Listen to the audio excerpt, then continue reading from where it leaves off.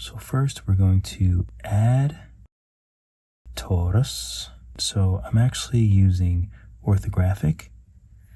I have the grid on, and you'll see this little magnet, so we want it to be magnetized. So let's use our gizmo. So we'll do snap, and it should be on 90 degrees by default. So now I'm just going to rotate it 90 degrees towards us. You can hit front again. So now this torus, I'm going to move mine to the top. Let's just rename it Braid. So now let's add a curve modifier. So now we see curve and braid. I'm going to tap on the curve. So it brings up all the curve options. So now let's just tap. So these are the curve settings. And we need to take this white sphere and just drag it down. Okay, and now if you notice, if you hit left, that it's off. So we just want to bring this to the green. And then we can go back to front, and I'm just going to make this longer. So now I'm going to tap on this torus again, and then use the gizmo, and I'm going to tilt it. Let's turn snap off, and then just tilt it this way. So now we go back to the torus options, and we can make it thicker with this green. So I'm going to make it fairly thick. We'll hit front again. So now we have our two donuts on a curve, and we can fill up the middle of this curve by going back to our curve options and then turning up the count. So we'll turn up the count to something like that for now.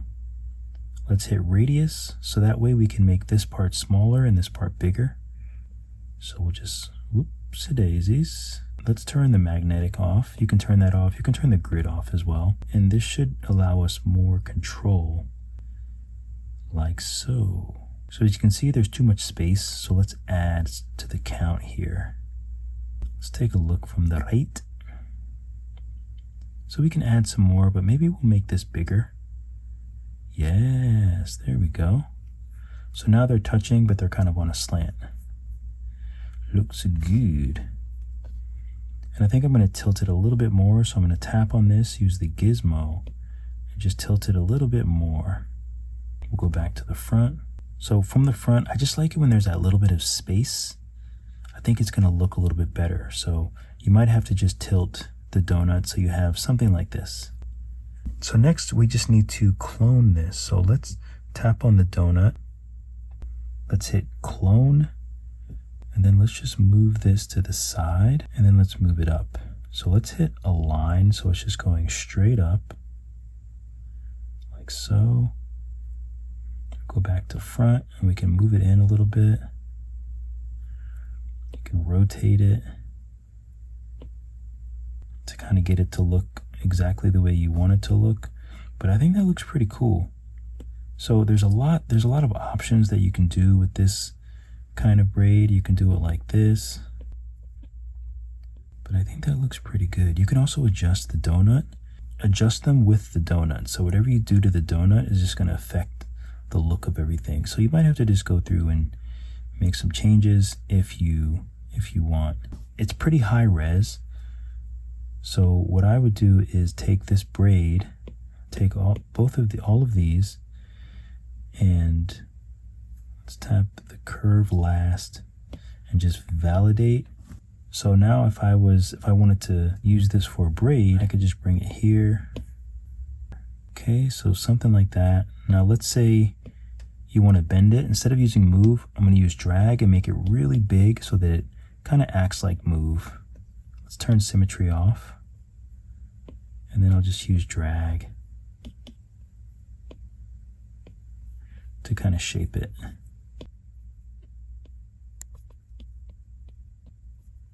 That kind of thing.